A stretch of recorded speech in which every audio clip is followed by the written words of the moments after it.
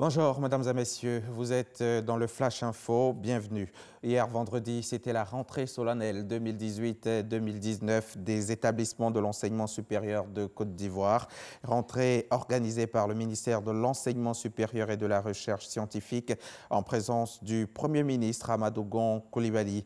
Quel environnement social de qualité, moteur du développement économique de la Côte d'Ivoire? Voilà le thème choisi cette année. Le reportage intégral d'Herman Guivet tout à l'heure à 13 h.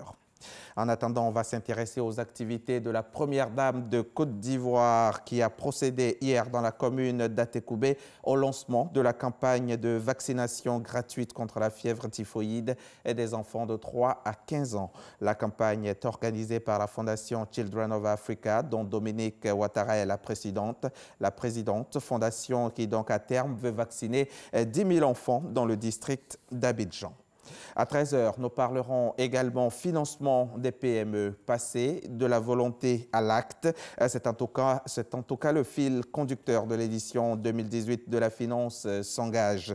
Il est question de faire la promotion d'un nouvel élan en direction des petites et moyennes entreprises pour les rendre davantage performantes.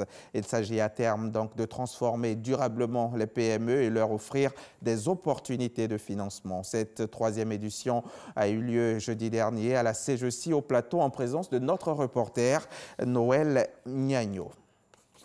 Un peu de divertissement dans ce Flash Info. À tous les férus et autres amateurs de jeux vidéo, sachez que la deuxième édition du FEJA a débuté hier vendredi. Le FEJA, c'est le Festival de l'électronique et du jeu vidéo d'Abidjan. Il a lieu au Palais de la Culture donc, de Trècheville. Pendant 72 heures, vous pourrez apprécier dans leurs œuvres les compétiteurs passionnés venus de plusieurs pays du continent africain. Pierre Dipomelin et Didier Nguessan étaient sur place hier pour vous. 3 jours de festival, 9 tournois et à la clé 13 millions de francs CFA à gagner pour cette deuxième édition du FEJA, Festival de l'électronique et du jeu vidéo d'Abidjan. Plusieurs pays africains participent à cette édition, notamment l'Égypte, le Nigeria et le Burkina Faso, autour du thème « Création d'emplois autour du jeu vidéo ». Pour nous est de pouvoir montrer que le jeu vidéo a du potentiel, de pouvoir montrer que c'est toute une industrie qui existe derrière le jeu vidéo et qu'en Afrique, il est possible de pouvoir faire du jeu vidéo et gagner sa vie.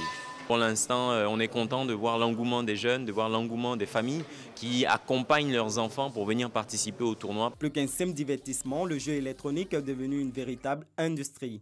À cette cérémonie d'ouverture, les jeunes ont été instruits sur les métiers qu'offrent les jeux électroniques. Il y a les métiers de la création, ce sont les studios qui font les jeux.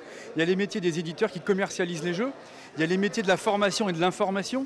Il y a les métiers de la compétition.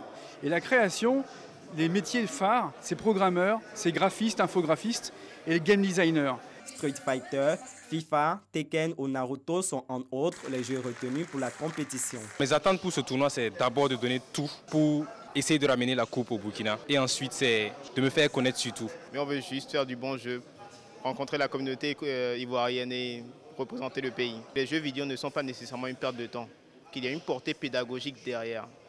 Depuis la conception, la production, la commercialisation jusqu'aux compétitions professionnelles, l'industrie du jeu électronique est loin devant l'industrie musicale et cinématographique avec plus de 69 000 milliards de francs CFA de chiffre d'affaires en 2018.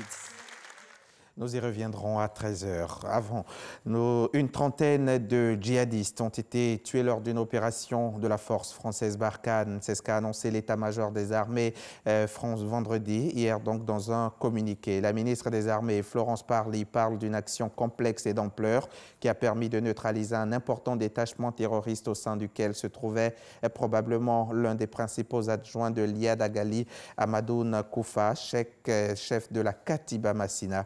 L'opération des militaires français a eu lieu dans la nuit de jeudi à vendredi, à une cinquantaine de kilomètres au nord-ouest de Mopti, dans le centre du pays.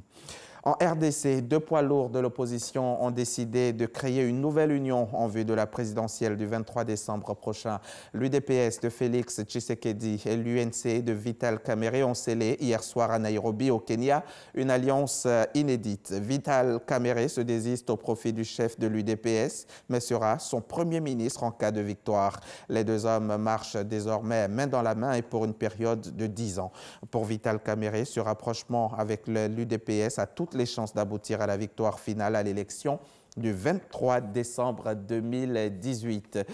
C'est la fin de ce flash. Je vous retrouve tout à l'heure à 13h pour le point complet de l'actualité.